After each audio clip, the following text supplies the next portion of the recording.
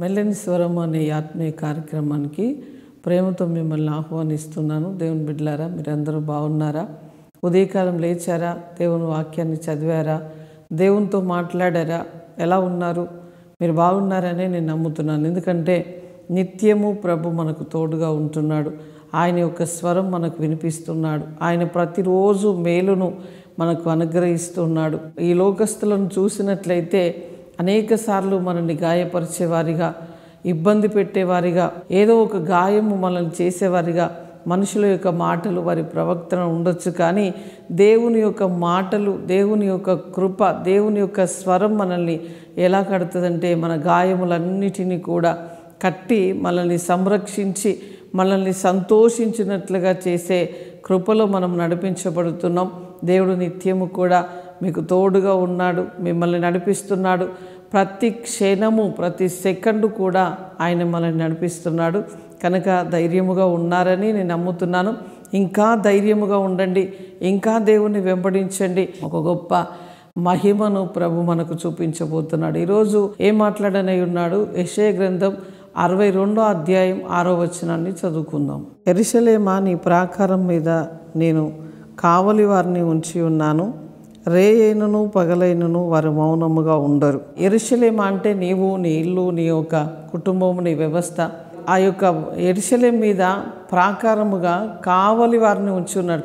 ప్రాకారం మీద కావలి వారిని ఉంచి రేయైనా పగలైన అంటే ఏ టైములో కూడా విశ్రాంతి లేకుండా వారు నీ కొరకై కనిపెడుతున్నారట. కింది వచనాలు చదివితే అక్కడ ఏమని రాయబడి ఉన్నదంటే, దేవుణ్ణి కూడా విశ్రమించనీయకండి, మీరు కూడా విశ్రమించకండి. అంటే మన జీవితంలో వాగ్దానం నెరవేర్చబడాలంటే ఆల్రెడీ దేవుడు మన యొక్క ప్రాకారముల మీద కావలి వారిని అంటే దూతలను ఉంచి ఉన్నాడు.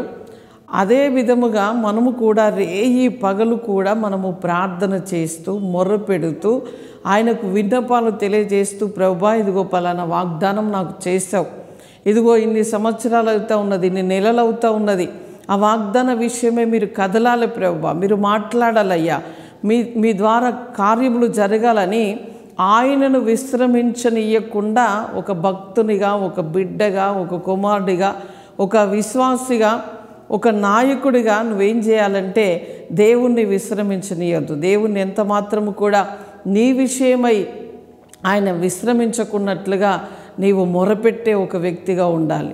దేవుని హస్తాన్ని కదిలించే వ్యక్తిగా ఉండాలి. దేవుడు నీ మొర వినగానే ఆయన లేచి ఆయన నీ మొర వినున్నట్లుగా నువ్వు చేయాలి. ఎస్తేరు మొరపెట్టినప్పుడు యూదులందరికీ రక్షణ వచ్చింది. దేవుని బిడ్డలారా, నీ ఒక్క కుటుంబము కోసం, నీ జీవితము కోసం నువ్వు మొరపెట్టినప్పుడు దేవుడు వినడా? ఎస్తేరి మొర విన్నప్పుడు యూదులే రక్షింపబడితే నీవు రక్షింపబడవా? నీ కుటుంబం రక్షింపబడదా? నీ కుటుంబంలో రక్షణ కార్యం జరగదా? గొప్ప కార్యములు, మహత్కార్యములు జరుగుతాయి. కానీ ఆయనను మనం విశ్రమించనీయకుండా రేయి పగలు మొరపెట్టేవారిగా ఉండాలి. అందుకని మీరు ప్రార్థించండి, ఆరాధించండి, దేవుని గణపరచండి. గొప్ప కార్యములు మన ఎడల ప్రభు చేయనైనా ధైర్యముగా ఉండండి. ప్రభుతో మాట్లాడుతూ ఉండండి. ఎప్పుడు అలసిపోకండి. ఏ సమయమైనా ఆయనతో మాట్లాడుతూ ఉండండి. ఆయన మన పక్షముగా కార్యములు జరిగించబోతున్నాడు. ప్రార్థన చేసుకుందాం. పరిశుద్ధుడా, జీవము కలిగిన మా తండ్రి, నీకు స్తోత్రాలు చెల్లిస్తున్నాం. ప్రభువా, యెరూషలేము చుట్టూ అయా ప్రాకారముగా అయ్యా తండ్రి రేయైనను పగలైనను అయ్యా తండ్రి ప్రభ వారు విశ్రమించుకున్నట్లుగా నిత్యము కూడా మమ్మల్ని కాపాడుటకు తండ్రి అయ్యా నీ దూతల నుంచి ఉన్నావు. అందుకై స్తోత్రాలు చెల్లిస్తున్నాం. మేము కూడా నిత్యము మొరపెట్టేవారిగా, నేను ఆరాధించేవారిగా, నేను ఘనపరిచేవారిగా అయ్యా నువ్వు చేసిన వాగ్దానములు నెరవేర్చబడినట్లుగా రేయి పగలు నీ సన్నిధిలో అయ్యా మొరపెట్టే ఒక ఆత్మను నీ ప్రజల మీద కుమ్మరించండి అయ్యా తండ్రి. రోదన ధ్వని చేసే ఆత్మను అయ్యా వారి మీద కుమ్మరించమని ప్రార్థిస్తున్నాం అయ్యా తండ్రి. ఈ ప్రార్థనలో ఎంతమంది ఏకీభవిస్తున్నారో వారి మీద రోధించే ఆత్మ, మొర్రపెట్టే ఆత్మ కుమ్మరించబడాలని మేము ప్రార్థిస్తున్నాం ప్రభువా. ప్రార్థన అనే అయ్యా ఒక ఆయుధముగా నీ ప్రజలు మార్చబడాలి తండ్రి. నిత్యం నిత్యము నీకు మొరపెట్టే ప్రజలుగా మార్చమని అడుగుచున్నాం. అదే విధముగా తండ్రి వారి చేతి పనులు, ఉద్యోగాలు, వ్యాపారాలు, వారి బిడ్డల స్టడీ, వారి బిడ్డల ఉద్యోగం, వారి ఉద్యోగం లేని వారికి ఉద్యోగాలు, ప్రభువా ఏ స్థితిలో ఉన్న వారికైనా నీ ఒక సహాయము వారికి అందునుగాకని ప్రార్థిస్తున్నాం. నీ ప్రజలు నీ చేత మేలును అనుభవించాలయ్యా. అయ్యా తండ్రి నీ చేత అయ్యా తండ్రి వారు దీవించబడిన ప్రజలుగా ఉండాలి. గొప్ప కార్యములు జరిగించండి ప్రభువా. ఇదిగో అనారోగ్యముతో ఉన్న అయ్యా నీ బిడ్డల్ని స్వస్థపరచమని అడుగుచున్నాం. నువ్వు పొందిన దెబ్బల చేత మాకు స్వస్థత ఉన్నది కనుక నీ కృపలో నీ బిడ్డలు అయ్యా స్వస్థత పొందుదురుగా కానీ ప్రార్థిస్తున్నాం ప్రభువా.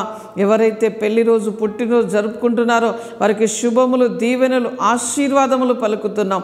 అయ్యా ఈ సంవత్సరం అంతా ఆరోగ్యము, క్షేమము, సమాధానం, వారు చేయు పనులు, ప్రయత్నములన్నీ కూడా దీవెనకరముగా, ఆశీర్వాదకరముగా మార్చబడునుగాక. వారి పెదవుల మీద అయ్యా నిత్యము పహార్షముండునట్లుగా తండ్రి నీ కృపల వారు వర్ధిల్లుదురుగాకని ప్రార్థిస్తున్నాం.